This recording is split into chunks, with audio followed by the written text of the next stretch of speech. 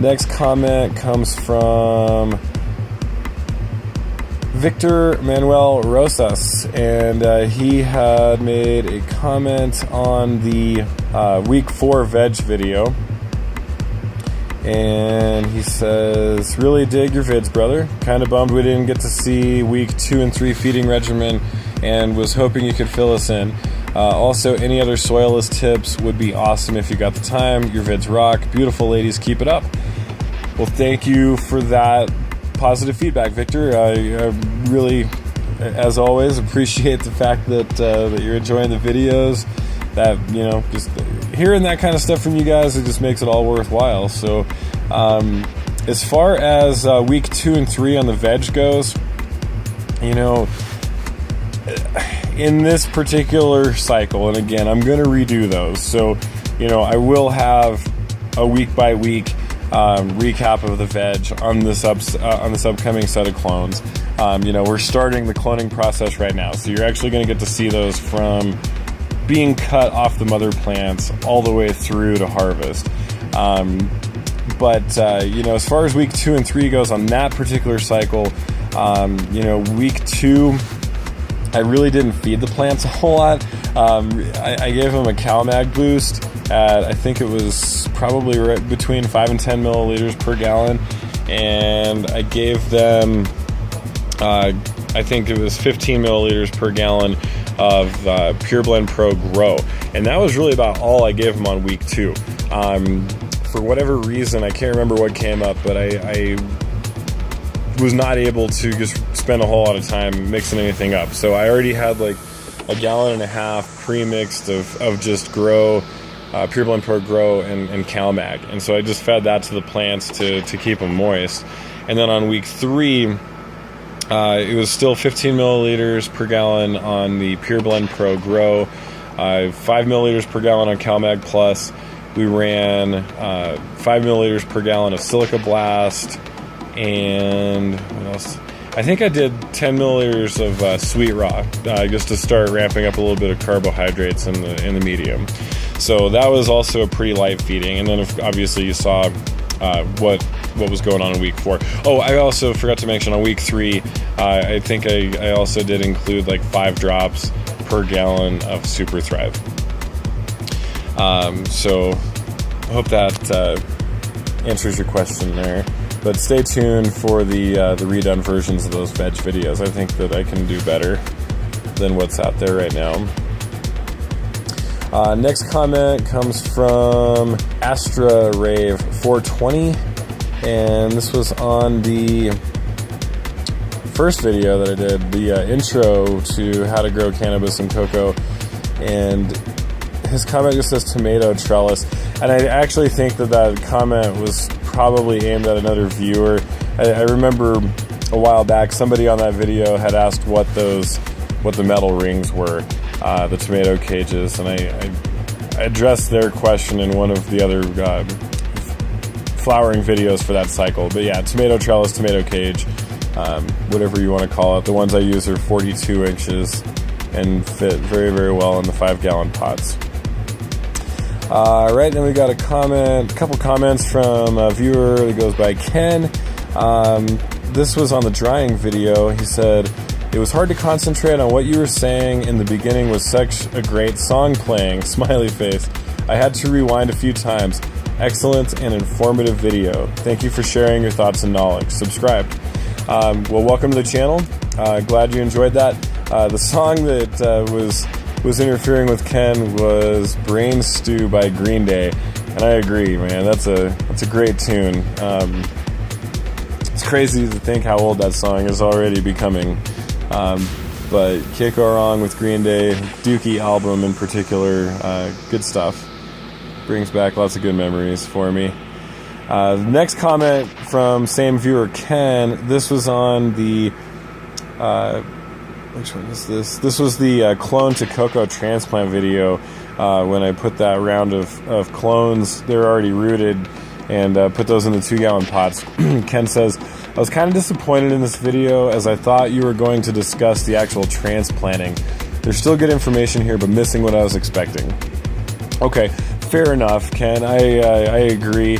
I didn't show the actual transplant portion in there. And honestly, the only reason that I didn't is just because in that small of an application, going from a 2-inch Rockwool cube into a 2-gallon pot, there's really not a whole lot to see. I mean, I left about 2 inches of cocoa not, filled into the pots, sat the rooted cubes in there, and then buried them. That's really about all it was. And then, moisten everything up with a light dose of feeding with Super Thrive. That's a really good way to reduce shock on those roots that are actually, being moved around. But again, I am going to be redoing that because we're actually, like I just said a little bit ago, we're actually doing video right now on the actual cloning process. So you're going to get to see a little bit more in depth the actual cloning techniques, and then I will make a point to actually show the Rockwool cubes once they're rooted going into the 2-gallon pots and so on and so forth. So stay tuned, and we'll try to make that up to you.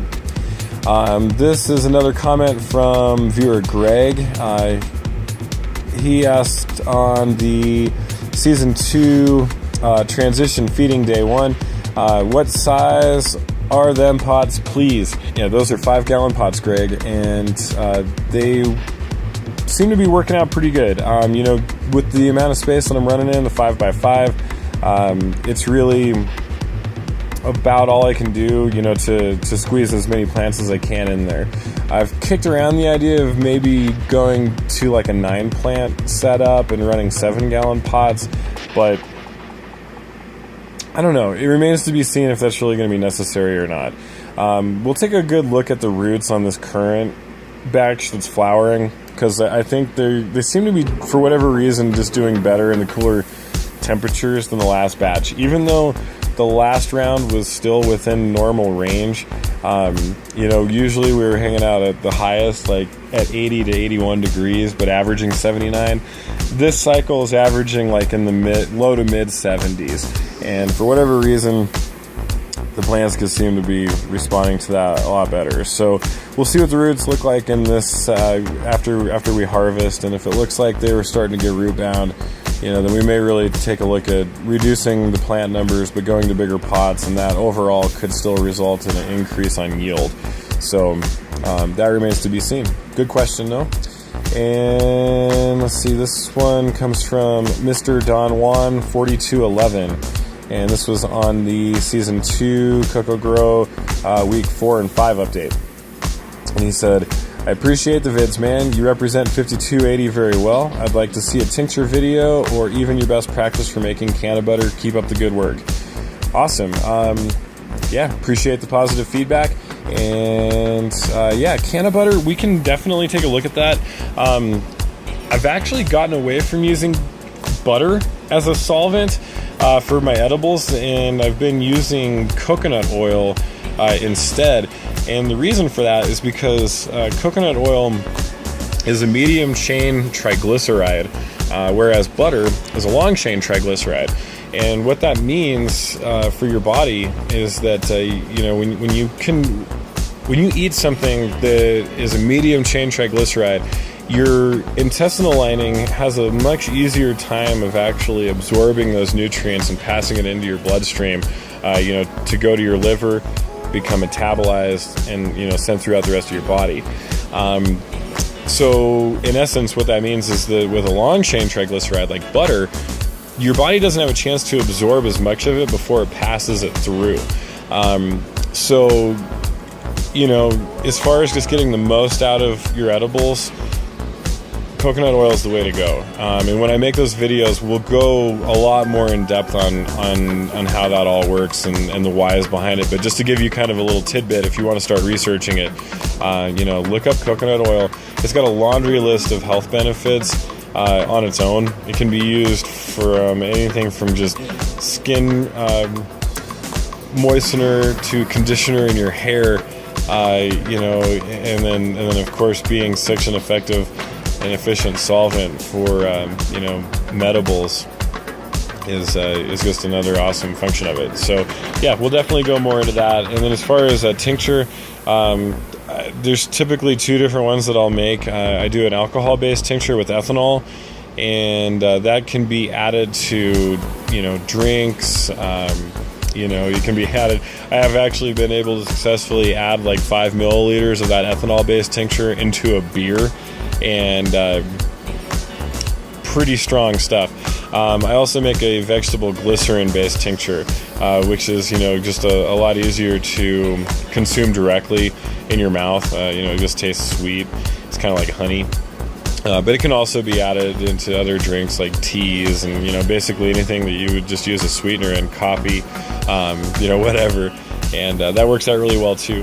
The glycerin-based tinctures you can also use in a vaporizer. You can soak a cotton ball or something like that and put it in a vaporizer and puff on that just like you would herbs. So pretty versatile. You can use it in e-cigarettes and all kinds of cool stuff. So yeah, we'll definitely get into that. It's a lot of fun getting into all of the different things that you can do with your herb besides smoke it. It's just one of the many awesome things about this plant. There's as many ways to use it as there is to grow it, and good times. So I think that pretty much gets us caught back up on all of the comments here. Let me just double check. Oh, I did miss one. This came from Frankie44193. You guys may remember he was the one that we had talked to a few weeks ago. He had the magnesium deficiency but no access to CalMag supplements. So that was the guy that I recommended to use some Epsom salts to correct his magnesium deficiency, and it worked out for him. But he'd also told me that he was looking at mimicking my transplant style for the reverse sandcastle. So he was just kind of letting me know that how that went. So he wrote in and said, "Great vids, mate. Keep it up. Reverse sandcastle went awesome. Roots out the bottom in 3 to 4 days. No stress. Ended up grabbing some Epsom salts, added some go-go juice. Seems to be going good. Cheers."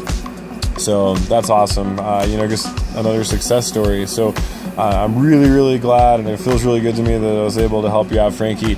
And again, I appreciate you watching all the videos and taking the time to keep me updated and let me know how that worked out for you. So, that about wraps it up, guys.